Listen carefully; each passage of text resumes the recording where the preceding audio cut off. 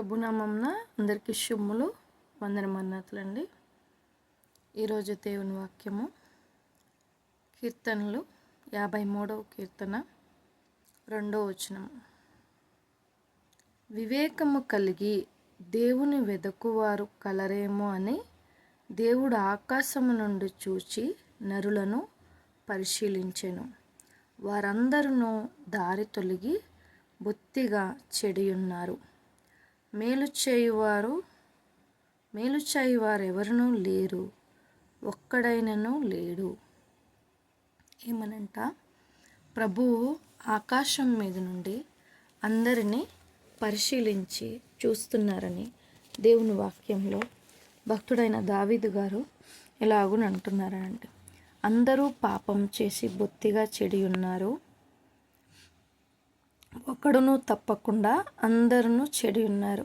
అంటే వాళ్ళని కాదు వీళ్ళని కాదు, అందరూ ప్రతి ఒక్కరూ కూడా చెడిపోయిన వారిగానే ఉన్నారనంటే. మరి మనము దినం ఉదయం మొదలుకొని సాయంకాలం వరకు మనకు ఎంతో సమయం ఉంటుంది కదండి. తింటాము, తాగుతాము, మరి వ్యాపారాలు, ఉద్యోగాలు ఎన్నో చేస్తుంటాము. కానీ ఒక్క గంట అయినా హృదయపూర్వకంగా మనస్ఫూర్తిగా మనం దేవునికి సమయాన్ని కేటాయిస్తామా? ఖచ్చితంగా ఇవ్వం.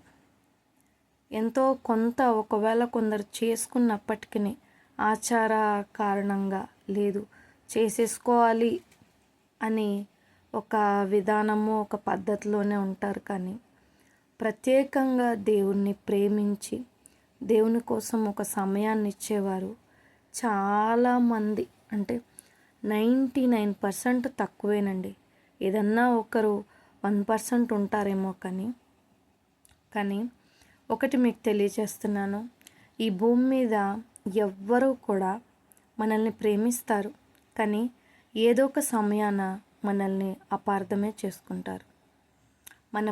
మనం వారిని ఎంత ప్రేమించినప్పటికీ ఏదో ఒక సమయాన వారు మనల్ని అపార్థం చేసుకొని నిందించి దూషించేవారుగానే ఉంటారు.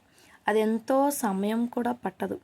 ఎంత ప్రేమించినా ఒక్క క్షణము, ఒక నిమిషములో వారి ప్రేమ, వారి మనసు, మీ మీద ఉన్న అభిప్రాయము, మీరు చెడు చేసి ఉండకపోవచ్చు, కానీ ఆ సమయంలో వారి దృష్టి మారిపోతుండొచ్చు. కానీ మన ప్రభు అయితే మన కొరకు ప్రాణం పెట్టి ఆయన ఎంతగా సిలువలో ఆయన మరణ వేదన బాధన నొందారో మనందరికీ కూడా తెలుసు.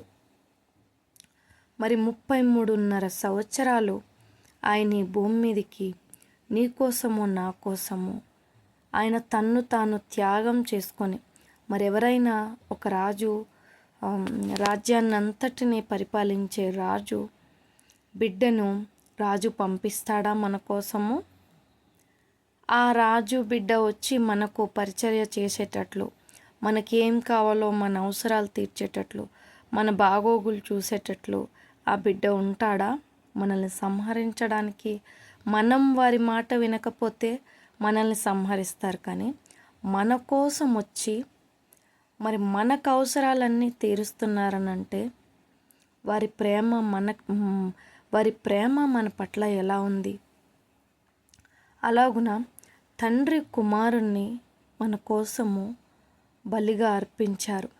మరి ఆ కుమారుడు వచ్చి మన అవసరతలు, కళ్ళు లేని వారికి కళ్ళు, కుష్టు వారికి కుష్టు వ్యాధిని తగ్గించడము, మన అవసరాలన్నీ తీర్చి ఆదరణకర్త అయిన పరిశుద్ధాత్మను మన కోసం ఉంచి ఆయన రక్తాన్ని చిందించి ఆయనే మన కోసము బలిగా అయిపోయి మరణాన్ని జయించి తిరిగి లేచారు ఆయన. మరి అంతగా మన పట్ల ఆయన ప్రేమ చూపించినప్పుడు మనం ఆయన కోసము రోజులో ఒక 10 నిమిషాలు, పావుగంట మనస్ఫూర్తిగా హృదయపూర్వకంగా ఆయన వైపు చూసి ఆయనకు ప్రార్థించే వారంగా ఉన్నామా? మన హృదయాల్ని మనము ప్రశ్న వేసుకొని దేవునికి మనం కొంత సమయం ఇవ్వగలిగితే మన పనులన్నిటిలోనూ విజయము, మన ప్రవర్తనలో మన దేవుణ్ణి మనం పెట్టుకున్న వారం అవుతాము. ప్రతి ఒక్క విషయంలోనూ మనము గెలిచే వారముగా ఉంటాము. యోబు గారు అలాగే గెలిచారు కదండి. మరణం వరకు కూడా నేను నమ్మకంగా ఉంటాను, నేను నా యథార్థతను విడిచిపెట్టను అని అన్నారు. మరి ఆయన ప్రతిరోజు ఆయన బిడ్డల గురించి, ఆయన కుటుంబం గురించి, ఆయన దేవునికి బలులు అర్పిస్తూ ఆయన ప్రవర్తన ఆయన జాగ్రత్తగా కాపాడుకున్నారు. మరి మనము కూడా అటువంటి భక్తిలో, అటువంటి స్థితిగతిలో మన కుటుంబాల విషయమై, మన బిడ్డల విషయమై, మన జీవితాల విషయమై ప్రార్థన చేస్తూ మెలకువ కలిగి ఉందామా? ఆయన ఏమన్నారో తెలుసా? ఆయన సిలువలో మరణమగునంతగా వేదన భరించేటప్పుడు కూడా మీరు నా కోసం ఏడవద్దు, మీకోసం, మీ బిడ్డల కోసం ఏడవండి అని అన్నారు ఆయన. అటువంటి ప్రేమామూర్తి ఆయన. కనుక మనము మన తండ్రి ప్రేమను గుర్తించి ఆయనకు సమయాన్ని ఇచ్చి మన జీవితాలను, మన కుటుంబాలను ఆయన నామానికి ఘనత తెచ్చేవరముగా మన జీవితాలను ఆశీర్వాదంలోనికి నడిపించుకుందాము. అలాగునే యథార్థత, సత్ప్రవర్తన కలిగి దేవుని యందు భయభక్తులు కలిగి మనం జీవిద్దాము. అటువంటి ధన్యతా భాగ్యము ఆయన బిడ్డలైన మనకందరికీ ప్రభు దయచేయునుగాక. ఆమేన్. Praise the lord. May God bless you all.